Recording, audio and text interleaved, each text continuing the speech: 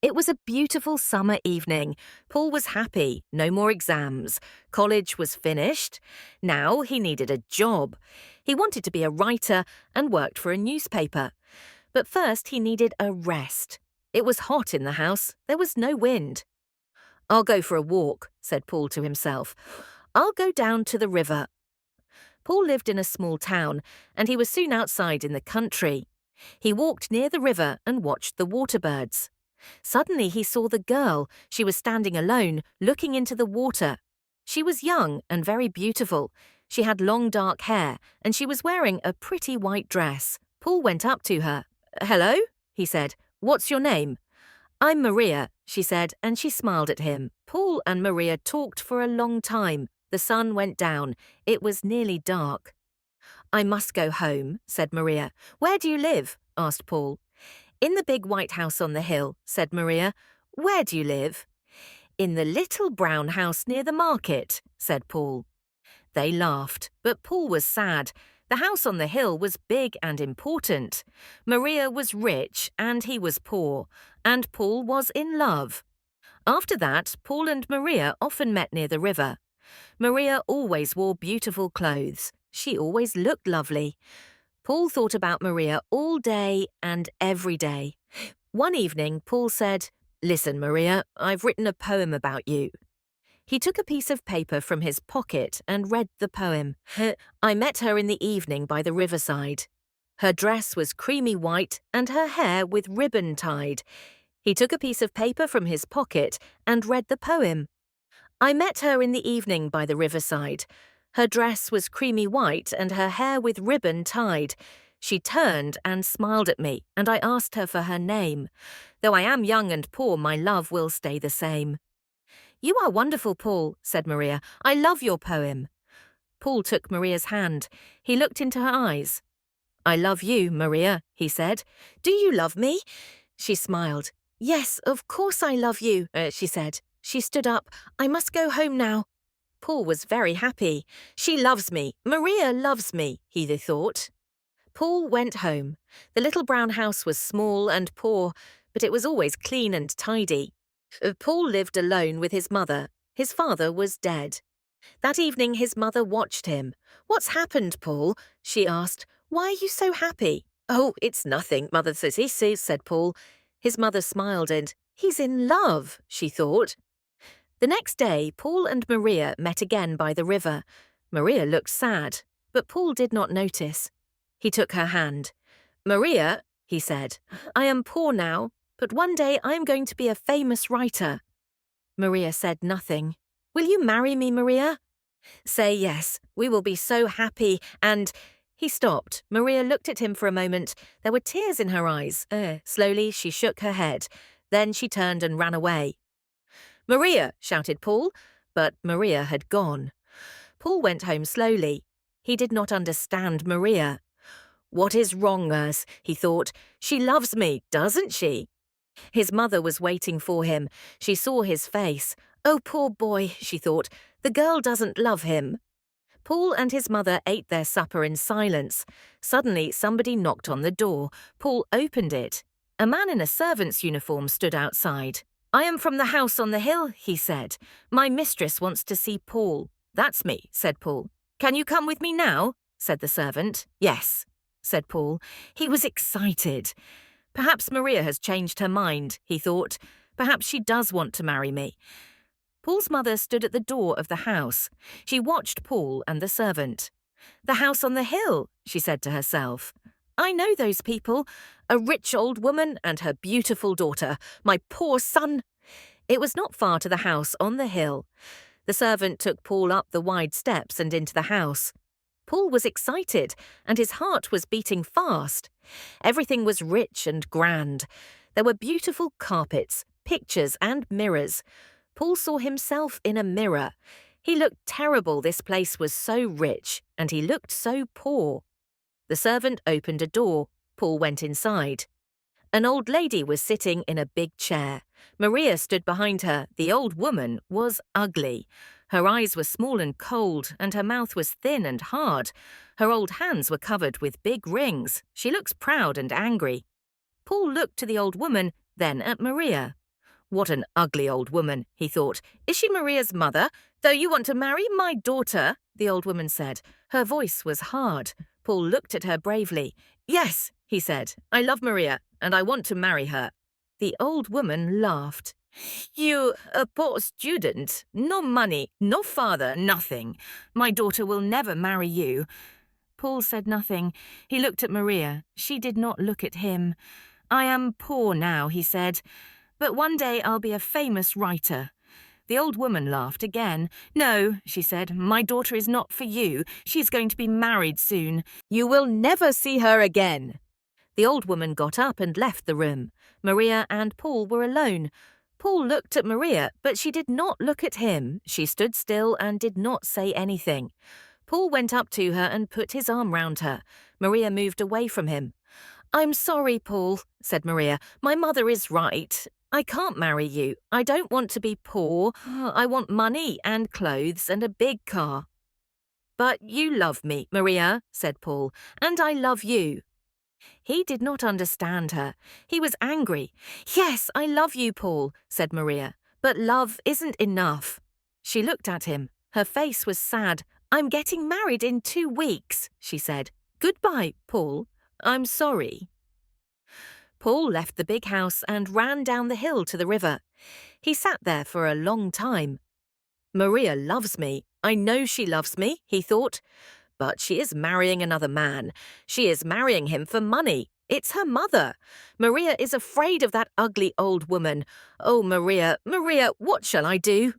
After a long time, Paul went home. There was a light in the window of the little house. The door was open. His mother was waiting for him. She looked at his face, then she put her arms around him. They are bad people, my son, she said. You must forget her. She looked at his face, then she put her arms around him. They are bad people, my son, she said. You must forget her. For many days, Paul did not see any of his friends. His mother was worried about him. He did not talk to her. He did not eat or sleep. He often went to the river and sat there alone. All the time, he thought about Maria. One day, he saw a headline in the newspaper. Rich man's beautiful bride. There was a picture of Maria and her husband. She was wearing a long white dress and a diamond necklace. Her husband was old and fat. Paul turned the newspaper over angrily. There was a large notice on the back page of the newspaper. It was an advertisement. Paul sat down and read the advertisement carefully. Story competition. Write a story and win a prize. Our story competition offers a chance to young writers to win recognition and earn money. Stories can be on any theme, but must not be longer than 1,500 words. Send your entry to this newspaper before the end of the month. First prize, $500. 10 other prizes of $50. This is my chance, he said to himself. I'll write the story of Paul and Maria, and I'll win the competition. She'll read our story and she'll be sorry. Paul was very busy now. Every day he got up early and worked at his story. His mother watched him. She was pleased. He was eating his food again. He was talking and smiling. Sometimes Paul felt pleased with his story. It was a good story, but sometimes it was difficult to write. He was unhappy and he wanted to stop writing, but he did not stop. At last, the story was finished. Paul read it to his mother. She was very pleased. Oh, it's a good story, Paul, she said. It's very good. Paul wrote the story out again carefully and sent it to the newspaper. 2 weeks later, a letter came from the newspaper. Paul did not open it. He was too excited. He gave it to his mother. You read it for me, Mother, he said. His mother opened the letter and read it. Oh, read it yourself, she said, and gave it to him. She was laughing and crying too. Paul read the letter. Dear Sir, I am very happy to inform you that you have won first prize in the story competition.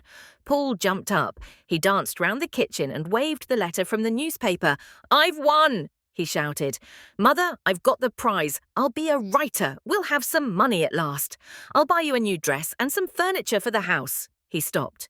Will Maria see my story in the paper? He asked. His mother looked at him. She was not smiling now. Do you still love that girl, Paul? She asked. Yes, Mother, said Paul. I'll always love her. On Thursday, Paul went to the newspaper office. The manager was very friendly. Your story is good, he said. Very good indeed. Here is the prize money. He gave Paul an envelope. $500. Paul did not believe it. He thanked the manager and started to go. Don't go, said the manager. I want to talk to you. What's your job? I haven't got a job, sir, said Paul. I want to be a writer. Good, said the manager. We need young men like you. Come and work on our newspaper. Paul was very surprised. You want me? On your newspaper? Yes, of course, I'll come, he said. Paul loved his work on the newspaper. He worked hard, but he did not forget Maria. One day, a reporter came into the office. Listen, everybody, he said. Here's a story for the paper. Do you remember that beautiful girl, Maria, and her rich husband? There was a photograph of the wedding in our paper. She ran away from her husband last week. Everybody in the office stopped talking. This was news. Paul sat still. He felt cold. Maria left her husband, he thought. Why? They were married only a few months ago. The reporter was still talking. The girl's mother died last week, he said. She heard the news and the shock killed her. That ugly old woman, thought Paul. The mother was rich, wasn't she? Somebody asked. Oh, yes, she was very rich, said the reporter. Maria will have all her money, of course. And her husband gave her a lot of money, clothes, jewels, and a car.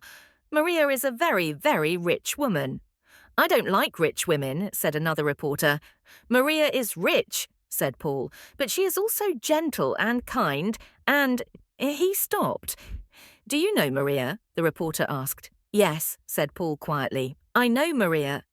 Well, said the reporter, somebody must go to her mother's funeral. We need a report about it for the paper. Why don't you go, Paul? Paul went to the funeral the next day. It was a long way to the church, but he walked. He wanted to think. Maria loved me, he thought. But she married another man. Why? Because she was afraid of her mother. But now her mother is dead. Paul was happy and he was sad. He was at the church now. Crowds of people were there. It was a big funeral. There were many big black cars outside the church. In the first one was the coffin. There were a lot of flowers on the coffin and on the roof of the car. Paul stood at the back of the crowd. He took out his pencil and paper. He wrote about the cars and the people. Then he saw Maria. She was wearing a black dress. She looked sad, but very beautiful. She was standing alone. Nobody spoke to her. Nobody went near her. The man next to Paul spoke. That's the daughter, he said. She's a bad woman. She left her husband and it killed her mother. Look at her. Nobody wants to speak to her. Paul said nothing. Poor Maria, he thought. Everybody went inside the church. The funeral began. After the funeral, Paul went home. His mother was smiling. Good news, Paul, she said. Do you remember your cousin Elsa? Well, she's coming to stay with us. She's 17 now and very pretty. You will like her. Yes, I remember Elsa, said Paul. He did not look pleased. His mother was disappointed. He's still thinking about Maria, she thought. Elsa will help him to forget. But Paul did not want to see Elsa. I must see Maria, he said to himself. I must talk to her. Paul wanted to see Maria. He wanted to talk to her. I'll go to the house on the hill, he thought. Perhaps Maria will be there. But the house on the hill looked empty. There were no curtains at the windows. There was a big notice on the gate. It said, for sale. Paul looked over the gate. There was nobody in the garden. Everything was quiet. I'll get into the house and look round, he thought. Perhaps I'll find Maria's address. Then I can write to her. Paul pushed open the gate and went up the steps to the house. It was very quiet. He pushed at the front door. It was closed. He walked round the house. There was a window open. Quickly, Paul climbed through the open window.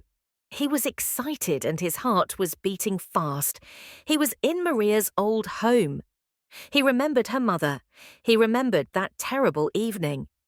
But the house was different now. There was no furniture in the room. There were no carpets and pictures. It was empty. Paul felt a little afraid. Is anybody in the house? He thought. No, he did not hear anything. Quietly, Paul went to the door of the room and opened it. There was nobody there. He went from room to room. All the rooms were big and they were all empty. At last, he came to a very big room. He stopped. He knew this room. He had met Maria's mother here. He remembered everything, the old woman, her hard face, the big rings on her hands. And now the old woman was dead. Suddenly, Paul heard a noise. Somebody was inside the room. The door opened. Somebody was standing in the doorway. It was a woman. "Maria," said Paul. "Paul," Maria said, "what are you doing here?" "I was looking for you," said Paul. "You were looking for me?" asked Maria. She smiled. "Maria," said Paul, "why did you marry that man?" "Mother was old," said Maria. "I was unhappy here. I never went to parties, never went out. I wanted money. I wanted a good time and friends." "I understand," Paul said. "You were not afraid of your mother. You were tired of her. She was old, and you wanted a new life. But why did you leave your husband?" "My husband," said Maria, "that fat old man, he was stupid, Paul. He gave me money, he gave me jewels, a car, everything. But he didn't like my friends. He likes old people. I like clever, young people, Paul. I like you. You understand, don't you?" "Yes," said Paul slowly. "I understand now." "I'm glad," said Maria. "I was unhappy about you, Paul. I liked you. I liked your funny poems." "My funny poems," said Paul. He stopped. "You loved me, didn't you, Paul?" said Maria. "Do you still love me?" "You are married," said Paul. "You have a husband." "But I don't love him," said Maria quickly. "I want to be free. I want to go to parties and enjoy myself. Come with me. I have money now. We will be happy together." "No," said Paul. "No, everything is over." Maria was angry. Her eyes were small and cold, and her mouth was thin and hard. Her hands were covered with big rings. Maria looked like her mother. "I'm sorry, Maria," he said. "I don't love you anymore. I loved you very much. But now everything is different. Goodbye, Maria." "But you can't leave me," said Maria. "I want you." "Go back to your husband," said Paul. He looked at her for the last time. Then he turned and walked out of the room. Paul left the house on the hill and walked home. He was free. "I was a fool," he thought. "Maria never loved me. How stupid I was. Maria is beautiful, but she is hard and cold. She is like her mother. I loved Maria's beauty, but I never loved Maria." It was a lovely evening. Paul felt very happy. The door of the little brown house was open. His mother was at home. She was talking to a pretty girl. "Paul," she said, "this is your cousin Elsa." "Hello, Elsa," said Paul. He smiled.